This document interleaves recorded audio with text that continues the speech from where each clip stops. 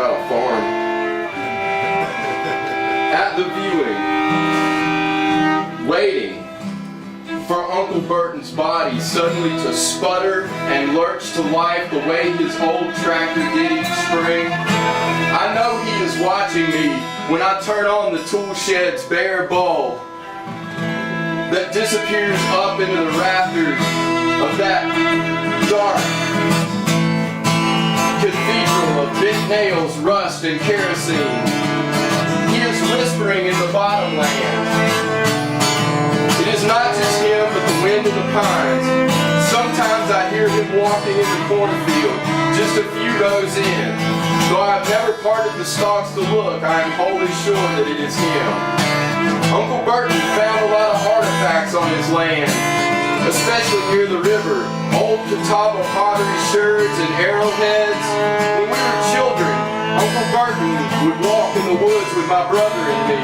He would tell us that he could hear the Indians singing near the river, that it wasn't just the rocks and the water, that it was the voices of the first people ever to live here.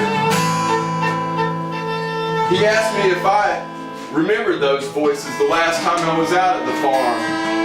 Sure I did, my brother did too. Well, they're still there, but if they build that goddamn bypass, no one will be able to hear them, maybe not ever again. The old place had been renovated, rewired, but the ghost was still there. In the timbers, his voice conversing with a loose piece of tin and the westerly wind. I put the key in the tractor's ignition, but it is his hand turns it. Reaching into the Oliver's old toolbox, his arm reaches in too, helping me search out a block of wood, a length of chain. It was a good thing Uncle Burton had died a year ago happy, instead of seeing the bottomland dissected by the bypass, the stream choked with debris, its special powers silenced by an oily film. The soccer fields replacing tobacco, the chemicals green the turf run off into the groundwater so that they still get cancer, those kids, their parents doing all that driving. Used to be a night like this was filled with nothing but croakers and lightning bugs. Now it's all brake lights and car horns. If man had been meant to drive, God would have made him with his little finger eternally extended. Train engineers don't even blow their own whistles anymore. Sure, maybe all that safety will give us space to spin yarns like vibrant, transcendent spiders, orbs of energy, or maybe we will just atrophy in a casing that lacks sweet sap.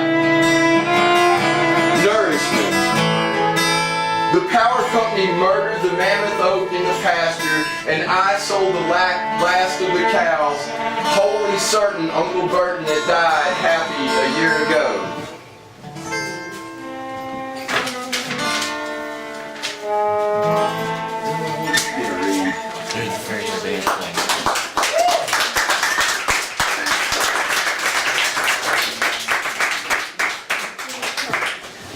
Dylan's going to read one and we're going to call it. Jousting from the back of a mule. I am jousting from the back of a mule. Oh, timeless Mother Isis, grant me yet another hour to perfect the walk. I will walk to the grave. Hate the mask I will wear in death. Jesus, Isis, Osiris, Buddha. Someday some artist will paint me, embarrassed for me upon my mule. He will paint me instead upon a white stallion, a steed of swift air and given muscle, and green muscle.